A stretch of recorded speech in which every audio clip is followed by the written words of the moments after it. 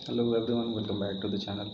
और सबसे पहले ये बैकग्राउंड में जो नॉइज़ है ना, टी टी टी टी वाली, ये इग्नोर कर देना, बिकॉज मुझे साउंड प्रूफ रूम नहीं मिला है।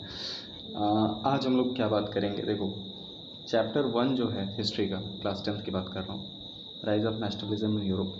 इसके लिए मैं थोड़ा सा रिसर्च और करूँगा, उसके बाद से मैं एक वीडियो लेके आऊँगा। अभी मैं इस लेक्चर में क्या बात करने वाला हूँ, चैप्टर 2 नेशनलिज्म इन इंडिया है, उसमें कितने पॉसिबल क्वेश्चंस हो सकते हैं, किन किन टॉपिक से क्या क्या क्वेश्चन निकल सकते हैं, इसमें हम लोग बात कर लेंगे। अभी मैं इसको लेके ही बैठा हूँ, ठीक है। उल्टा दिख रहा होगा, कोई बात नहीं, समझदार हो, क्योंकि फ्रंट कैमरा से किया है, शायद बाद में रिकॉर्ड करने के बाद ये सही हो जाए। ओके, कुछ करना नहीं है, हम लोग बस टॉपिक वाइज देख लेंगे कौन कौन से क्वेश्चंस क्या क्या बन रहे हैं। उसके पहले एक क्विक रिवीजन मैं करवा दे रहा हूँ, ठीक है। बहुत जल्दी से जल्दी एक क्विक रिवीजन, बिना बोर्ड के पढ़ाऊँगा तो शायद देखते हैं कितना तुम्हें समझ में आता है। नोट करते रहना अगर ज़रूरत पड़े तो। 1915 गांधी जी का अराइवल होता है इंडिया के अंदर, ठीक है। सेकेंड जो इंसिडेंट होता है 1917 के अंदर, चंपारण में, जो कि बिहार में पड़ेगा, वहाँ पर उनका पहला मूवमेंट होता है, इंडिगो से रिलेटेड था। इसके बाद अगला जो मूवमेंट होगा वो 1917 में ही, अकॉर्डिंग टू एनसीईआरटी, शायद एक बार किताब खोल के भी झांक लेना, ठीक है। अगला जो मूवमेंट होगा वो होगा खेड़ा, जो कि गुजरात में है, वहाँ पर भी एक मूवमेंट होगा, कॉटन जो प्लांटर्स थे उनको लेकर के ये मूवमेंट है। इसके बाद जो मूवमेंट होगा 1918 के अंदर, वो होगा अहमदाबाद मिल मूवमेंट, मिल ओनर्स और मिल वर्कर्स के बीच में हुआ था। नेक्स्ट 1919 में एक एक्ट आता है, रॉलेट एक्ट जिसको कहा गया। रॉलेट एक्ट जो था वो क्या था, प्रेस के ऊपर सेंसरशिप लगा दी गई थी, पाबंदी लग गया था, जो भी प्रिंट करेंगे, जो भी मैगजीन्स वगैरह में आएगा, ये सारी चीज़ें पहले गवर्नमेंट पास करेगी, यानी ब्रिटिश गवर्नमेंट, और उसके बाद से क्या होगा, ये चीज़ बाद में पब्लिक में आएगी। एक तो ये हो गया। दूसरा इसमें क्या था, इसमें था डिटेंशन विदाउट ट्रायल, मतलब अरेस्ट कर लेंगे, केस भी नहीं चलाया जाएगा, और जब तक मर्जी वो लोग रख लेंगे, सीधा सीधा, यानी ज़बरदस्ती अरेस्ट करने वाली बात चल रही थी। और क्या, तो ये जो रॉलेट एक्ट आया, रॉलेट एक्ट जो आया ना, इसके बाद सब हम ही बताएं, चलो आगे का बताते हैं, तुम लोग खुद से मेहनत तो करोगे नहीं। रॉलेट एक्ट जो आया था, रॉलेट एक्ट आने के बाद, चूँकि लोगों का अरेस्ट इसमें बहुत ज़्यादा हो रहा था, बहुत मास लेवल पे लोगों का अरेस्ट किया गया, इस वजह से क्या हुआ कि अब इसको लोग काला कानून भी कहने लगे। तो इसके विरोध करने के लिए क्या हो रहा था कि जगह जगह पे लोग क्या कर रहे थे, अपोज कर रहे थे। अलग अलग तरीक़ों से कर सकते हैं, स्ट्राइक्स कर सकते हैं, धरना दे सकते हैं, या फिर बैनर्स वगैरह दिखा सकते हैं। एक सिमिलर केस था पंजाब का, एक ज़िला है अमृतसर, वहाँ पे एक बाग, एक्चुअली बागीचा नहीं था, एक ग्राउंड था जो चारों तरफ से सराउंडेड था सिटी से। तो मेरा माइक ही गिर गया, एक सेकेंड। चारों तरफ से सिटी से सराउंडेड था, बट उसमें एक ही साइड थी पतली सी गली जाने के लिए। वहाँ पर क्या था, बैसाखी का मेला लगा हुआ था, 13 अप्रैल आई थिंक ये डेट है, 13 अप्रैल 1919 यहाँ पर मेला लगा हुआ था। लोगों को पता नहीं था कि जो यहाँ पर है कर्फ्यू इम्प्यूज़ किया गया है और लोग उसका पालन नहीं कर रहे हैं। ऐसे में जनरल डायर जो उस एरिया में जो ऑफिसर था, उसने क्या किया, वहाँ पे गया। चूँकि एक बात और, उस पर्टिकुलर एरिया के अंदर मेला घूमने वाले लोग भी थे, साथ साथ जो विरोध करने वाले लोग थे वो भी उसी में बैठे हुए थे, विरोध कर रहे थे।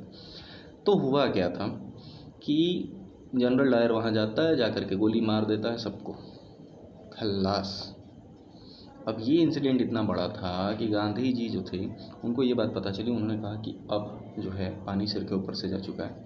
अब उन्होंने स्टार्ट कर दिया non cooperation movement. Non cooperation movement 1919 में शुरू होता है, 1922 में ख़त्म होता है। बीच में 1921 में एक और चीज़ जो इसमें ऐड हो जाती है वो है खिलाफत मूवमेंट। खिलाफत मूवमेंट क्या है, 1921 में ऐड हो गया था। ओटोमन एम्पायर, वहाँ पर एक पद हुआ करता था खलीफा का, उस खलीफा के पद को ब्रिटिशर्स ने क्या किया था, बाई क्रुक धोखे से हटा दिया था, ठीक है। वो वर्ल्ड वॉर 1 के जस्ट बाद की बात है। तो इस वजह से क्या हुआ, सारे जो दुनिया भर के जो मुस्लिम्स हैं वो नाराज़ हो गए थे, और इसके वजह से इंडिया में भी खिलाफत मूवमेंट चलाया गया था। किन दो भाइयों ने मिलकर के ये खिलाफत मूवमेंट इंडिया में स्टार्ट किया था, कमेंट बॉक्स में बता देना।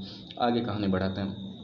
आगे स्टोरी ये है कि नॉन कॉपरेशन मूवमेंट चल रहा था, उसमें खिलाफत को ऐड कर दिया गया। अब मुस्लिम लीग यानी मुस्लिम लीग ही कह लो, मुस्लिम्स मेजर जो इंडिया में रह रहे थे, वो सभी लोग इस नॉन कॉपरेशन मूवमेंट को ज्वाइन कर चुके थे विद देयर खिलाफत मूवमेंट। तो नॉन कोऑपरेशन का साइज़ अब काफ़ी बड़ा हो चुका है। इसके बाद से क्या हो रहा है, 1922 में गोरखपुर के बगल में एक प्लेस है चौरी चौरा। चौरी चौरा में एक इशू हो गया, वहाँ पर थाने थाने क्या, पुलिस वालों ने गांव वालों से पंगा ले लिया और गांव वालों ने पुलिस वालों को कूट दिया। अब ये जब हुआ तो कूट दिया का मतलब गांव वालों ने किया क्या था, उन पुलिस वालों को थाने में बंद करके थाने को आग लगा दी। जाओ भाई, ख़त्म, tata bye bye, goodbye, हो गया। हो नहीं गया, प्रॉब्लम हो गई। प्रॉब्लम ये हुई कि गांधी जी जो थे, इनकी एक कुछ आइडियोलॉजीज थी। आइडियोलॉजी ये था कि भैया इनको ट्रुथ और नॉन वायलेंस, इन दो चीज़ों को फॉलो करने के लिए इन्होंने कहा था सभी से। अब ट्रुथ का मतलब सत्य की राह पे चलो, हमेशा सच बोलो, कभी भी झूठ मत बोलो। और नॉन वायलेंस का मतलब अपनी बात मनवाने के लिए किसी के साथ कोई मारपीट लड़ाई झगड़ा नहीं करनी है, बिल्कुल नहीं करना है। अगर ऐसा किया हम तुम्हारा साथ नहीं देंगे, ऐसा गांधी जी कहते थे। मैं तो तुम्हारे साथ हूँ, टेंशन नहीं लो, लेकिन करना नहीं, ठीक है, केस वेस हो जाएगा, ज़िंदगी बर्बाद हो जाएगी, नहीं करना, गंदी बात। चौरी चौरा इंसिडेंट जब हुआ, पुलिस वालों को जला दिया गया, तो गांधी जी को ये बात बहुत बुरी लगी और गांधी जी ने इस मूवमेंट को बंद कर दिया। नॉन कोऑपरेशन मूवमेंट यहाँ से बंद हो गया। नॉन कोऑपरेशन मूवमेंट के फीचर्स क्या क्या थे, ये सारी चीज़ें जो भी हैं ये देखेंगे हम, क्वेश्चन में देखेंगे। अभी तो 6 साढ़े 6 मिनट हो गया। इसके बाद से अगला बड़ा मूवमेंट जो होगा वो मूवमेंट होगा 1929 के बाद। 1929 में एक जो है कांग्रेस का सेशन हुआ था लाहौर के अंदर। यादगार इसलिए है क्योंकि पहली बार पूरे देश के अंदर पहली बार पूर्ण स्वराज की डिमांड रखी गई थी ऑफिशियली कि हमको चाहिए अब पूर्ण स्वराज, अपन को चाहिए फुल इज्जत, है कि नहीं मिलेगा कूट देंगे, और बाद में कुटाई होती भी है। तो 1929 के बाद एक 1930 में एक लॉ आता है, सॉल्ट लॉ था, जिसमें ब्रिटिशर्स ने कहा कि Indians now you are not allowed to manufacture salt, caught it. Indians ने कहा भैया इसे तो थोड़े चलेगा, कुछ तो करेंगे। तो गांधी जी बिना क्या, गांधी जी का मूड थोड़ा सा फिरा, कहा कि रुको बताते हैं। गांधी जी की लाठी जो है ना वो चलती नहीं है लेकिन असर कर देता है। कैसे? उन्होंने क्या किया, साबरमती जो गुजरात में है, साबरमती से, साबरमती उनका आश्रम है, वहाँ से पैदल मार्च निकाला और पैदल चलते चलते चलते चलते पहुँच गए सीधा समुंदर के किनारे दांडी। कितना मील था देख लेना, आई एक्चुअली मेरे इसमें नहीं है। तो यहाँ पर पहुँचा, चूँकि उनको इसमें करना क्या था, उनको नमक का कानून तोड़ना था। जब हम क्वेश्चन डिस्कस करेंगे ना तो बताएंगे कि नॉन कोऑपरेशन और सिविल डिसोबीडियंस में फ़र्क क्या है। नमक का कानून उनको तोड़ना था। अब नमक का कानून उनको तोड़ना था तो वहाँ से पैदल गए दांडी के किनारे, और दांडी के किनारे जाकर के जो भी वहाँ पे सॉल्ट मैन्युफैक्चरिंग के लिए मटेरियल इकट्ठा हुआ था उसको उठाया और उससे सॉल्ट बनाया। मशीन से शायद ना बनाया हो, फिल्टर करके बनाया हो, बट बनाया। इट मीन्स कानून बनाया गया था कि सॉल्ट नहीं बनाना है। इन्होंने क्या किया, इस कानून को तोड़ दिया। अब जैसे ही इन्होंने यहाँ पे कानून को तोड़ा, इंडिया के अलग अलग हिस्सों में, महाराष्ट्र, गुजरात, तमिलनाडु, उधर पांडिचेरी वगैरह, सब जगह अलग अलग लोग जो इनके फॉलोअर्स थे उन्होंने क्या किया, उन्होंने भी सेम प्रोसीजर को दोहरा दिया। अब ऐसे में क्या हुआ कि पूरे इंडिया में सॉल्ट जो है उसका कानून तोड़ दिया गया। अब इस बात को लेकर भी गांधी जी बहुत नाराज़ थे कि ये सब अंग्रेज कर क्या रहे हैं। ऐसे में गांधी जी को बुलावा आता है, किसका, ब्रिटिशर्स का। क्यों? वो इसलिए क्योंकि 1927 में एक कमीशन का गठन किया गया था जिसका नाम था साइमन कमीशन। उसका हेड था जॉन साइमन। 1928 में वो इंडिया में आता है, 1928।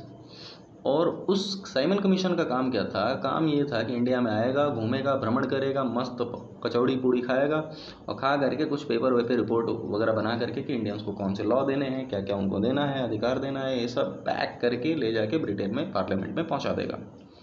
साइमन कमीशन ने ऐसा ही किया। इस बीच साइमन कमीशन आया था तो साइमन गो बैक या गो बैक साइमन के नारे लगाए गए थे, जिसमें हमारे बड़े फेमस जो लीडर थे लाला लाजपत राय, उनके सिर पे लाठी लग गई थी। बाद में वो तबीयत ख़राब होने की वजह से उनकी डेथ हो गई और उस पर भगत सिंह बड़ा भड़के हुए थे। बाद में जाके बॉम्बे फेंक देंगे, लो गए। तो 1930 में मैं बता रहा था, मीटिंग अरेंज की गई थी इंडियन लीडर्स के बीच में और ब्रिटेन के जो नेता थे उनके बीच में। अब इस मीटिंग का मेन पर्पज़ ये था कि इंडियन लीडर से पूछा जाए, डिस्कशन किया जाए कि जो साइमन कमीशन में लिखे हुए लॉज हैं, लॉज नहीं एक्चुअली जो भी चीज़ें डिबेट पे थी जिस पर डिस्कशंस करने थे, उसके बाद ये लोग कानून बना के इंडियंस को पकड़ा देते। हुआ क्या, 10 मिनट का वीडियो हो गया बस।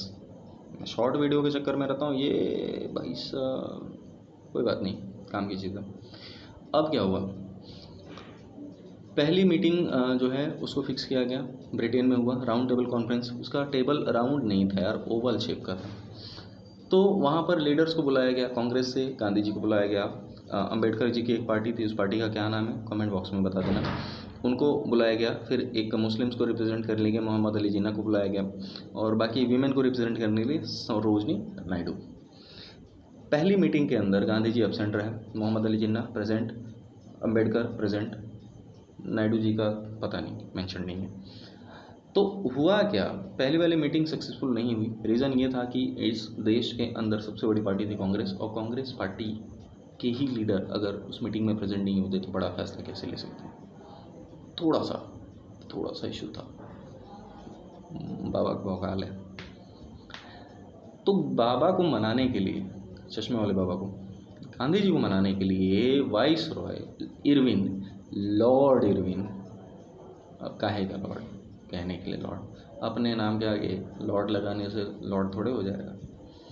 लॉर्ड इरविन आता है, गांधी जी को मनाता है, गांधी जी से वो कुछ कंडीशंस पे साइन कर लेते हैं गांधी जी जो है कुछ कंडीशंस उन्होंने रखे, लॉर्ड इरविन मान गया, कहा कि अरे चलिए हम हैं ना, हम आपकी बात करवा देंगे, हम पूरी कर देंगे डिमांड्स।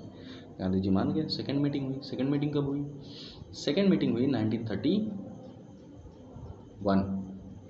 उस सेकेंड मीटिंग में गांधी जी प्रेजेंट, जिन्ना प्रेजेंट, अंबेडकर प्रेजेंट। अब इसमें अंग्रेज़ों ने कहा बताइए क्या चाहिए। जिन्ना ने कहा सेपरेट इलेक्टोरेट चाहिए, एक एरिया चाहिए अलग हमारे यहाँ, जहाँ मुस्लिम मेजॉरिटी होगी, यहाँ पे हम ही नेता रहेंगे, हम ही कानून बनाएंगे, हम ही सब कुछ करेंगे।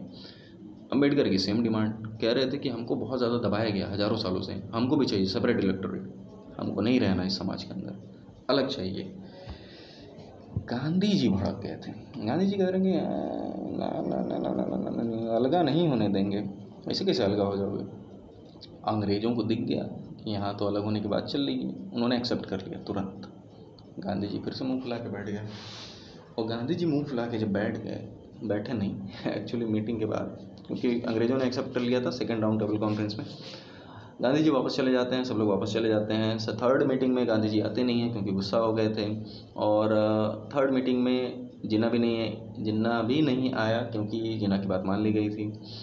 B.R. अम्बेडकर आते हैं, इकलौता ऐसा व्यक्ति या इकलौता ऐसा लीडर जो तीनों मीटिंग्स अटेंड करते हैं। और इस बात से नाराज़ हुए गांधी जी और अम्बेडकर, इन दोनों के बीच में सुलह करवाई थी गोविंद वल्लभ पंत, जो हमारे यूपी के पहले प्राइम मिनिस्टर, क्या बोल रहा हूँ, प्राइम नहीं चीफ मिनिस्टर थे, और डॉक्टर राजेंद्र प्रसाद जो हमारे फर्स्ट प्रेसिडेंट थे। इन दोनों ने मिलकर के पुणे के यरवदा जेल में, गांधी जी उस समय बंद थे, जानते हो ना अंग्रेज कितने वो हैं सब, लीडर से काम लेना है तो जेल से निकाला, काम लिया, ले जाकर फिर बंद कर दिया।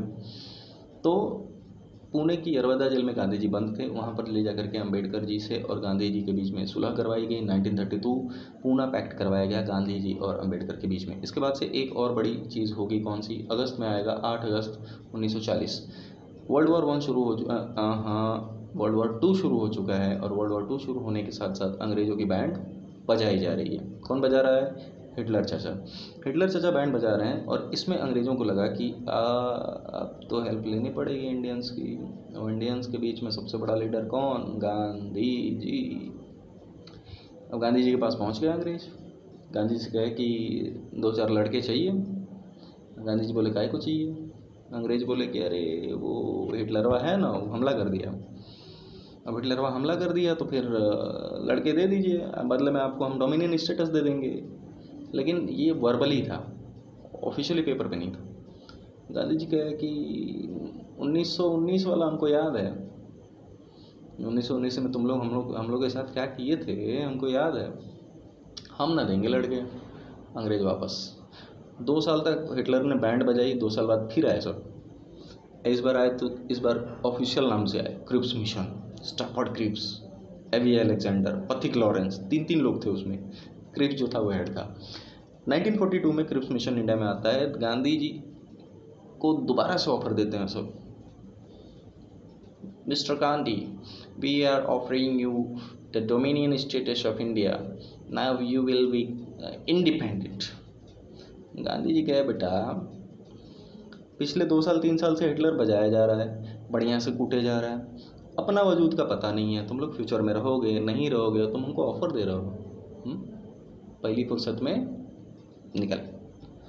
अब यहाँ से गांधी जी ने स्टैफर्ड क्रिप्स, जो क्रिप्स मिशन आया था, इसको भगा दिया और मुंबई से स्टार्ट कर दिया द फेमस और last movement, quit India movement, Bharat छोड़ो आंदोलन। और एक बहुत फेमस नारा दिया, डू और डाई। 1942 की बात है। यहाँ से तो भाई साहब जो कुटाई अंग्रेज़ों की हुई, क्योंकि यहाँ के लोगों को समझ में नहीं आया कि गांधी जी बोल कह रहे हैं, डू और डाई, करो या मरो। क्या मतलब, क्या करो, मार करो, पीट करो, पता नहीं। तो लोगों ने अलग अलग तरीके से इसको एक्सेप्ट कर लिया और फिर तो भाई साहब पंगे हो गए।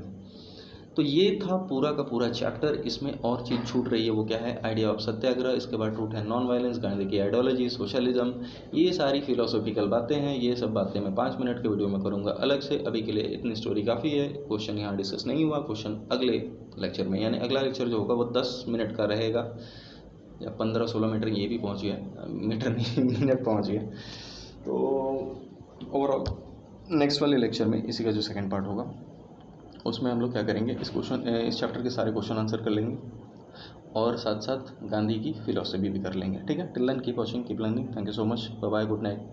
हाँ, मेरे यहाँ नाइट ही हो रही है, नाइट को ही रिकॉर्ड कर रहा हूँ। बाय, टेक केयर, जय हिंद।